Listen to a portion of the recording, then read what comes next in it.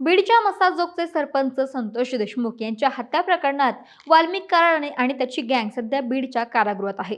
पण त्याची दहशत आणि त्याचं नाव वापरून गुन्हेगारी मात्र अजूनही सुरू आहे, ज्याचे व्हिडिओ सोशल मीडियावरती व्हायरल होत आहेत. ताजं उदाहरण सांगायचं झालं तर गोट्या गीतेचा हा व्हिडिओ. पण हे सगळं सुरू असताना वाल्मिकची दहशत कशा प्रकारे अजूनही जिल्ह्यात कायम आहे हे पाहायला मिळतं. पण ह्या दरम्यान देशमुख प्रकरणाची सुनावणी सुरू असताना आपला या प्रकरणाशी कोणत्याही प्रकारचा संबंध नसून दोषमुक्त अर्ज वाल्मिक कराडनं आपल्या वकिलांकडून कोर्टामध्ये दाखल केला. वाल्मिकला जामीन मिळेल अशा चर्चा सुरू झाल्या. एवढंच नाही, परळीत अशा आशयाचे बॅनरही लागले. पण कोर्टानं वाल्मिकला मोठा दणका दिला.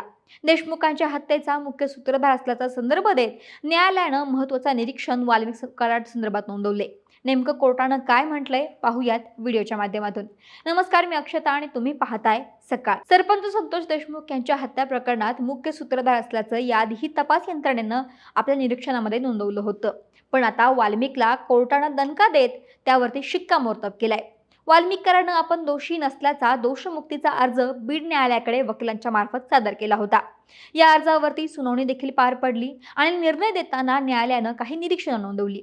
अशा प्रकारे आवाज एनर्जी प्रकल्पाला धमक्या देणं, फोनवरून धमकावणं, जीवे मारण्याच्या धमक्या देणं, त्याचबरोबर महत्त्वाचे साक्षीदार आणि गोपनीय जबाब, त्याचबरोबर डिजिटल एव्हिडन्स, फॉरेन्सिक पुरावे या सगळ्यांच्या आधारे वाल्मिक कराडला दोषमुक्त करण्यात येत नाही असा निकाल जो आहे तो कोर्टानं दिला.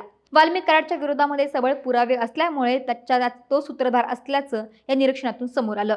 त्यामुळे दोषमुक्तीचा अर्ज कोर्टानं फेटाळून लावला असून वाल्मिकला त्यामुळे मोठा दणका दिलाय. दरम्यान संतोष देशमुख हत्या प्रकरणातील एक आरोपी कृष्ण आंधळी अजूनही फरार आहे.